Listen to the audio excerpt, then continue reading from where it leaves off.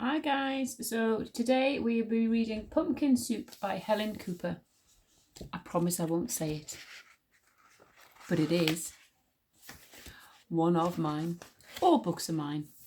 I love all books. I have hundreds and hundreds of books. Far too many books. Here we go. Deep in the woods there's an old white cabin with pumpkins in the garden. There's a good smell of soup, and at night, with luck, you might see a bagpiping cat through the window, and a squirrel with a banjo, and a small singing duck. Can you see them all? In the window, can you see them all? Pumpkin soup, the best you've ever tasted. Made by the cat, who slices up the pumpkin. Made by the squirrel, who stirs in the water, and made by the duck, who scoops up a pipkin of salt and tips in just enough. You see them making the soup.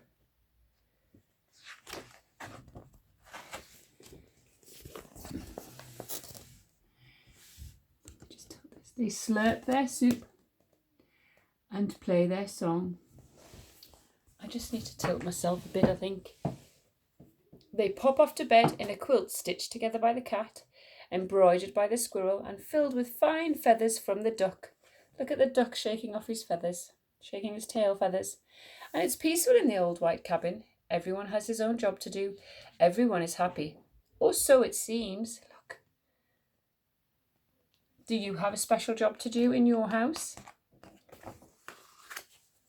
But one morning, the duck woke up early.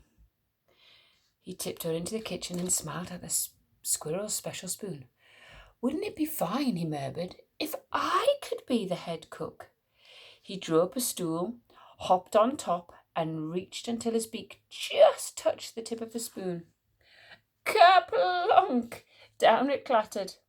Then the duck trotted back to the bedroom and held up the spoon and said, "Today it's my turn to stir the soup." Uh-oh. "That's mine!" squeaked the squirrel. "Stirring is my job. Give it back."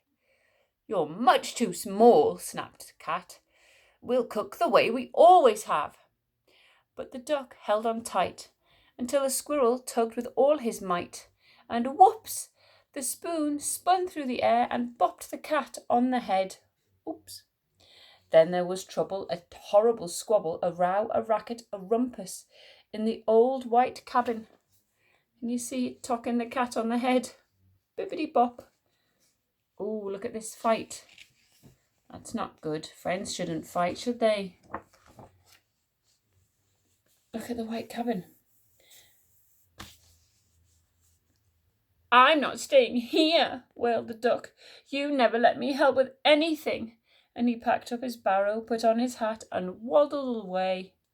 "You'll be back," stormed the cat, "after we've cleaned up." And the squirrel shook his spoon in the air, but the duck didn't come back.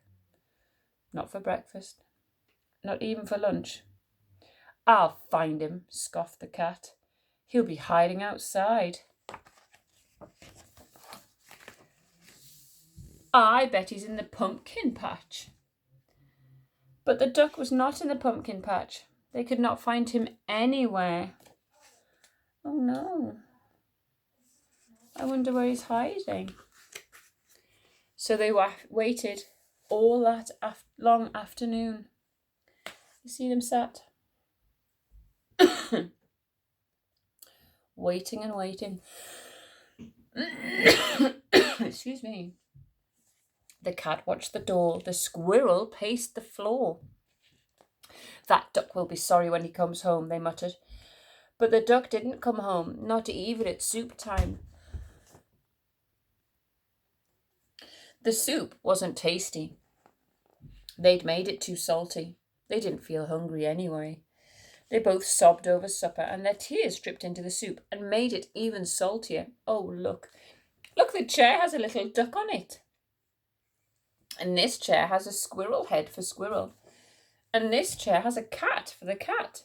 And look at the back of it, it has a cutout for the cat as well.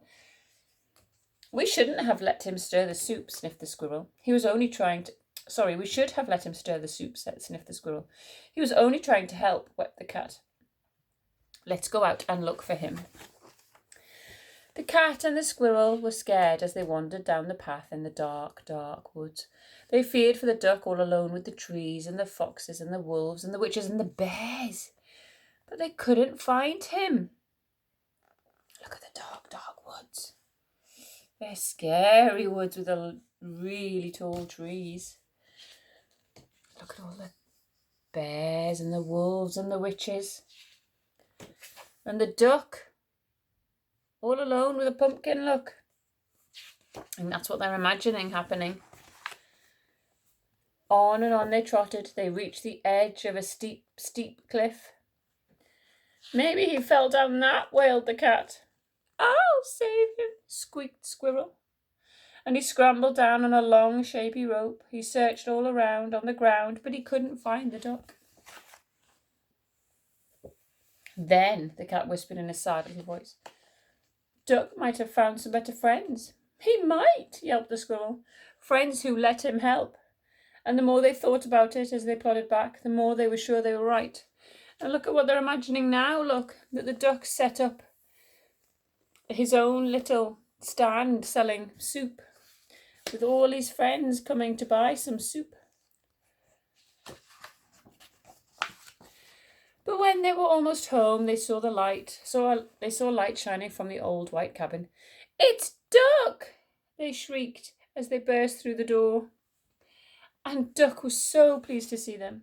He was also very hungry, and though it was late, they thought they would all make... What do you think they all made? There's a clue here, look. What's Duck got in his hand? Some pumpkin soup. Look what's Duck doing. What have they got him doing? When the duck stirred, the cat and the squirrel didn't say a word.